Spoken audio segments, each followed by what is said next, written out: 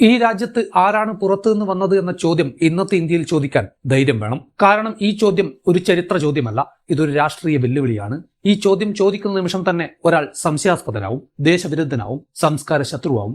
പക്ഷെ ചരിത്രം അങ്ങനെ ഒരു ഭീതിയുള്ള കാര്യമേ അല്ല. അത് നിശബ്ദമായി തെളിവുകൾ വെച്ചുകൊണ്ട് നമ്മളെ നോക്കി നിൽക്കുകയാണ്. ഈ മണ്ണിൽ ആരാണ് പുറത്തുനിന്ന് വന്നതെന്ന് ചോദിക്കുന്നതിന് മുമ്പ് ഇവിടെ പുറത്തുനിന്ന് വരാത്തവർ ആരാണെന്ന് ചോദിക്കാനാണ് ചരിത്രം നമ്മളോട് ആവശ്യപ്പെടുന്നത്. ഇന്ത്യ എന്ന് നമ്മൾ വിളിക്കുന്ന ഈ ഭൂമി ഒരിക്കലും അടച്ചിട്ട ഒരു ദേശമായിരുന്നില്ല. ഇത് മതിലുകളാൽ സംരക്ഷിക്കപ്പെട്ട ഒരു കോട്ടയുമായിരുന്നില്ല. ഇതൊരു തുറന്ന ഭൂമിയായിരുന്നു. മനുഷ്യർക്ക് കടന്നു വരാനും ജീവിക്കാനും ലയിച്ചു ചേരാനും കഴിയുന്ന ഒരു വലിയ ഭൂപ്രദേശം. ഇന്ന് നമ്മുടെ രാജ്യത്ത് ഒരു മതക്കാർ പറയുന്നു അവരുടേതാണ് ഈ രാജ്യമെന്നും മറ്റുള്ളവർ മറ്റു മതക്കാർ പുറത്തുനിന്നും വന്നവരാണ് എന്നുമാണ്. എന്താണ് ഇതിന് പിന്നിലെ ചരിത്ര സത്യം? ഈ വീഡിയോയിലൂടെ നമുക്ക് അറിയാൻ ശ്രമിക്കാം. സ്വാഗതം മൈൽസ്റ്റോണിന്റെ മറ്റൊരു മനോഹരമായ വീഡിയോയിലേക്ക്. ചാനൽ സബ്സ്ക്രൈബ് ചെയ്യാൻ മറക്കാതിരിക്കുക. അഭിപ്രായങ്ങളും വിമർശനങ്ങളും പങ്കുവെക്കാൻ ശ്രമിക്കുക.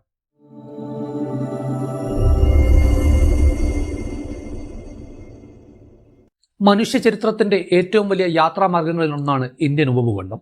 ആഫ്രിക്കയിൽ നിന്ന് മനുഷ്യൻ പുറപ്പെട്ട് ലോകമാകെ പടർന്നപ്പോൾ അതിന്റെ ഒരു പ്രധാന വഴിയായിരുന്നു ഈ ഭൂമി. അതുകൊണ്ട് തന്നെ ഇന്ത്യയിലെ മനുഷ്യചരിത്രം ആരംഭിക്കുന്നത് ഒരു ജന്മകഥയായല്ല, ഒരു യാത്രാ വിവരണം പോലെയാണ്. ലക്ഷക്കണക്കിന് വർഷങ്ങൾക്ക് മുമ്പ് ഈ മണ്ണിൽ ആദ്യമായി കാലുകുത്തിയ മനുഷ്യർ ഈ ദേശത്ത് പിറന്നവരായിരുന്നില്ല. അവർ ആഫ്രിക്കയിൽ നിന്ന്, മധ്യേഷ്യയിൽ നിന്ന്, പടിഞ്ഞാറൻ ഏഷ്യയിൽ നിന്ന് വിവിധ ഘട്ടങ്ങളായി എത്തിയവരായിരുന്നു. അവർ കാടുകൾ താണ്ടി നദികളെ പിന്തുടർന്ന് കാലാവസ്ഥയ്ക്ക് വഴങ്ങി ഇവിടെ എത്തി.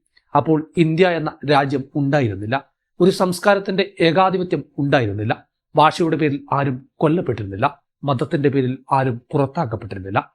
കാരണം അന്ന് മതങ്ങളെ ഉണ്ടായിരുന്നില്ല. കാലം മുന്നോട്ട് നീങ്ങി മനുഷ്യൻ കൃഷി പഠിച്ചു, ഗ്രാമങ്ങൾ രൂപപ്പെട്ടു, പിന്നീട് നഗരങ്ങൾ. അങ്ങനെ സിന്ധു നദീതട സംസ്കാരത്തിന്റെ ഒരു വലിയ നഗര സംസ്കാരം ഉയർന്നു വന്നു.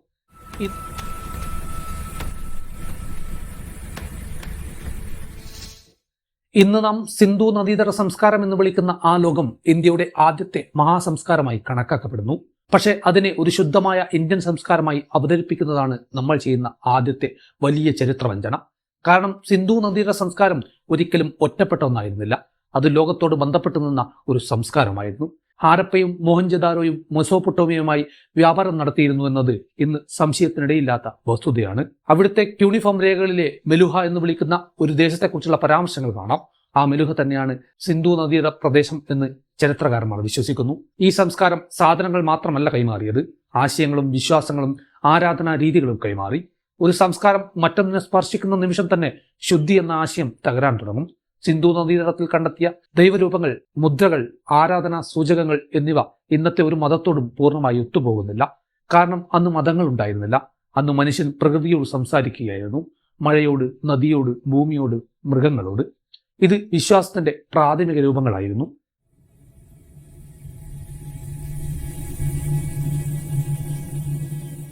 പിന്നീട് നദികൾ വഴിമാറി, കാലാവസ്ഥ മാറി, സിന്ധു നദീതട സംസ്കാരം പതുക്കെ ക്ഷയിച്ചു. മനുഷ്യർ വീണ്ടും യാത്ര തുടങ്ങി. കുടിയേറ്റം വീണ്ടും തുടർന്നു. ഇവിടെയാണ് ചരിത്രത്തിലെ ഏറ്റവും രാഷ്ട്രീയവൽക്കരിക്കപ്പെട്ട ഒരു ഘട്ടത്തിലേക്ക് നമ്മൾ എത്തുന്നത്, ആര്യൻ കുടിയേറ്റം. ആര്യന്മാർ ഈ മണ്ണിലേക്ക് വന്നോ ഇല്ലയോ എന്ന ചോദ്യം ഇന്ത്യയിൽ ഒരു ശാസ്ത്രീയ ചർച്ചയല്ലാതായി. വളരെ മുമ്പേ ഒരു രാഷ്ട്രീയ ആയുധമായി മാറി. പക്ഷേ ശാസ്ത്രവും ഭാഷാവിജ്ഞാനവും പുരാവസ്തുവിദ്യയും ഒരേ ദിശയിലേക്കാണ് വിരൽ ചൂണ്ടുന്നത്. സംസ്കൃതം ഈ ഭൂമിയിൽ ഒറ്റയ്ക്ക് പിറന്ന ഭാഷയല്ല, അത് ഇൻഡോ യൂറോപ്യൻ ഭാഷാ കുടുംബത്തിന്റെ ഭാഗമാണ്. അതിന്റെ ബന്ധങ്ങൾ ഇറാൻ, യൂറോപ്പ്, മധ്യേഷ്യ എന്നിവിടങ്ങളിലേക്കാണ് നീളുന്നത്. ഭാഷ തന്നെ ഒരു കുടിയേറ്റത്തിന്റെ തെളിവാണ്. വേദങ്ങളിൽ കാണുന്ന ലോകവും സിന്ധു നദീതടത്തിലെ ലോകവും ഒരുപോലെയല്ല. അത് തന്നെ ഒരു സംസ്കാരത്തിന്റെ സൂചനയാണ്. വേദകാല വിശ്വാസങ്ങൾ ഈ മണ്ണിലെ പ്രാദേശിക ആരാധനാ രീതികളുമായി ലയിച്ചാണ് പിന്നീട് നാം ഇന്ന് കാണുന്ന ഹിന്ദുമതം എന്ന് വിളിക്കുന്ന വിശ്വാസ സമൂഹം തന്നെ രൂപപ്പെടുന്നത്.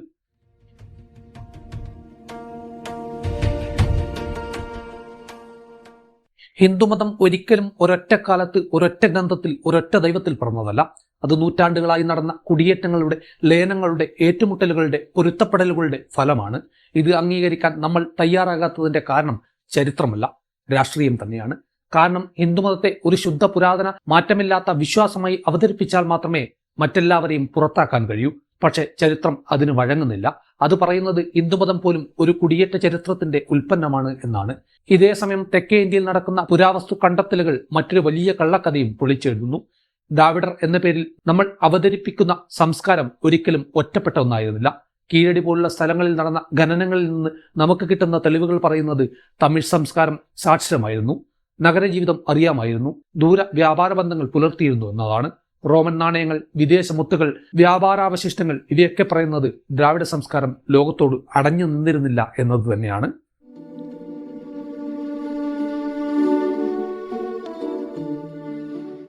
തമിഴ് ദൈവങ്ങളും ആരാധനാ രീതികളും പിന്നീട് ആര്യൻ വിശ്വാസങ്ങളുമായി ലയിച്ചു. ശിവൻ, മുരുകൻ, അമ്മ ദൈവങ്ങൾ എല്ലാം ഈ ലയനത്തിന്റെ ഉദാഹരണങ്ങളാണ്. അതായത് വടക്കേ ഇന്ത്യയിലും തെക്കേ ഇന്ത്യയിലും ഒരുപോലെ സംസ്കാരം വളർന്നത് ശുദ്ധിയിലല്ല, കലർച്ചയിലാണ്. ഈ സത്യം മറച്ചുവെച്ചാണ് ഇന്ന് ഭാഷയുടെ പേരിലും സംസ്കാരത്തിന്റെ പേരിലും വെറുപ്പ് വിതറുന്നത്. കാലം വീണ്ടും മുന്നോട്ട് നീങ്ങി. കടൽ ഇന്ത്യയെ ലോകത്തോട് കൂടുതൽ ശക്തമായി ബന്ധിപ്പിച്ചു. അറബികൾ കപ്പലുകളിൽ ഇവിടെ എത്തി. ആദ്യം വ്യാപാരത്തിനായി. മസാലകൾക്കും സുഗന്ധവ്യഞ്ജനങ്ങൾക്കും ഒപ്പം അവർ കൊണ്ടുവന്നത് ഒരു ദൈവവിശ്വാസം കൂടിയായിരുന്നു, ഇസ്ലാം ഇന്ത്യയിലെത്തിയത് വാളിന്റെ മൂർച്ചയിൽ മാത്രമല്ല, അതിനു മുമ്പേ കടൽ വഴിയുള്ള വ്യാപാരത്തിനിടെ അത് ഈ മണ്ണിലെത്തിയിരുന്നു. കേരള തീരത്ത് ഇസ്ലാം നടത്തിയ കഥ അതിന്റെ ഏറ്റവും വലിയ ഉദാഹരണമാണ്. ക്രിസ്ത്യാനികളുടെ കഥയും അതുപോലെ തന്നെയാണ്. യൂറോപ്യൻ കോളനിവൽക്കരണത്തിനും നൂറ്റാണ്ടുകൾക്ക് മുമ്പ് തന്നെ ക്രിസ്ത്യൻ വിശ്വാസം ഇന്ത്യയിൽ എത്തിയിരുന്നു എന്ന വിശ്വാസവും ചരിത്ര സൂചനകളും നിലനിൽക്കുന്നു. ഇത് തെളിയിക്കുന്ന ഒരു കാര്യമാണ്, ഇന്ത്യ ഒരിക്കലും ഒരു മതത്തിന്റെയും ഏകാധിപത്യ ഭൂമി ആയിരുന്നിട്ടില്ല.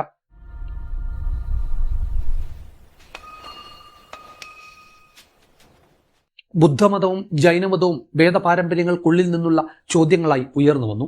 അവയും പിന്നീട് ഇന്ത്യയിൽ നിന്നും പുറത്തേക്ക് കുടിയേറി. ചൈനയിലേക്കും തെക്ക് കിഴക്കൻ ഏഷ്യയിലേക്കും മതങ്ങൾ പോലും കുടിയേറ്റക്കാരാണ്. അവ ഒരു ദേശത്ത് ജനിച്ച് മറ്റൊരിടത്തേക്ക് സഞ്ചരിക്കുന്നു. അവിടെ എത്തി അവ മാറുന്നു, പിന്നീട് പുതിയ രൂപമെടുക്കുന്നു. ഇന്ന് ഇന്ത്യയിൽ നിലനിൽക്കുന്ന ഒരു മതവും ഈ മണ്ണിൽ പൂർണ്ണമായി ശുദ്ധമായി ഒറ്റയ്ക്ക് പിറന്നതല്ല. എല്ലാം ഏതെങ്കിലും വഴിയിലൂടെ, ഏതെങ്കിലും ഘട്ടത്തിൽ, ഏതെങ്കിലും പുറം ലോക ബന്ധങ്ങളിലൂടെ ഇവിടെ എത്തിയതാണ്. ഈ സത്യം അംഗീകരിച്ചാൽ മാത്രമേ ഇന്ത്യയെ മനസ്സിലാക്കാൻ കഴിയൂ. പക്ഷെ ഇന്ന് സംഭവിക്കുന്നത് അതിന്റെ നേരെ വിപരീതമാണ്. കുടിയേറ്റത്തിന്റെ ചരിത്രമുള്ള ഒരു ദേശത്ത് കുടിയേറ്റത്തെ അപരാധമാക്കി മാറ്റുകയാണ്. മതങ്ങളുടെ യാത്രകളുടെ കഥകളുള്ള ഒരു രാജ്യത്ത് മതത്തെ ആയുധമാക്കുകയാണ്. ഇതൊരു ചരിത്ര വൈരുദ്ധ്യം മാത്രമല്ല, ഒരു നൈതിക പരാജയമാണ്. ഇന്ന് ഇന്ത്യയിൽ ആരെങ്കിലും നീ പുറത്തുനിന്നുകാരനാണ് എന്ന് പറയുമ്പോൾ അയാൾ സ്വന്തം ചരിത്രത്തോടാണ് കള്ളം പറയുന്നത്. കാരണം ഈ മണ്ണിൽ ആരും മൂലനിവാസിയല്ല. നമ്മളെല്ലാവരും യാത്രയുടെ മക്കളാണ്. നമ്മുടെ ഭാഷ, നമ്മുടെ വിശ്വാസം, നമ്മുടെ ഭക്ഷണം, നമ്മുടെ മുഖച്ഛായ എല്ലാം തന്നെ ആയിരക്കണക്കിന് വർഷങ്ങളായി നടന്ന കുടിയേറ്റങ്ങളുടെ ഫലമാണ്. ഇന്ത്യയുടെ ശക്തി അതിന്റെ ശുദ്ധിയിലല്ല, ഇന്ത്യയുടെ ശക്തി അതിന്റെ കലർച്ചയിലാണ്. ഈ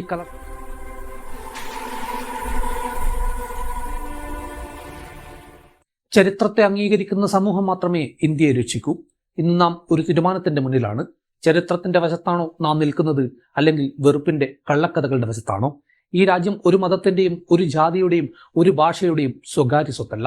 ഇത് മനുഷ്യരുടെ യാത്രകളുടെ സമാഹാരമാണ്. അതിനെ സ്വന്തമാക്കാൻ ശ്രമിക്കുന്ന ഏത് രാഷ്ട്രീയവും അവസാനം തകരുക തന്നെ ചെയ്യും. ഇന്ത്യ നിലനിൽക്കണമെങ്കിൽ നമ്മൾ ആദ്യം അംഗീകരിക്കേണ്ടത് ഇതാണ്: ഇവിടെ ആരും ശുദ്ധനല്ല.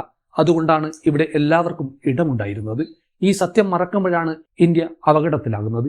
ഈ സത്യം ഓർക്കുമ്പോഴാണ് ഇന്ത്യ ഇന്ത്യയാകുന്നത്. മറ്റൊരു വീഡിയോയുമായി നമുക്ക് വീണ്ടും കാണാം. വീഡിയോ ഇഷ്ടപ്പെട്ടെങ്കിൽ ലൈക്ക് ചെയ്യാനും ഷെയർ ചെയ്യാനും അഭിപ്രായങ്ങൾ രേഖപ്പെടുത്താനും മറക്കാതിരിക്കുക. വീണ്ടും കാണുന്നുണ്ട്.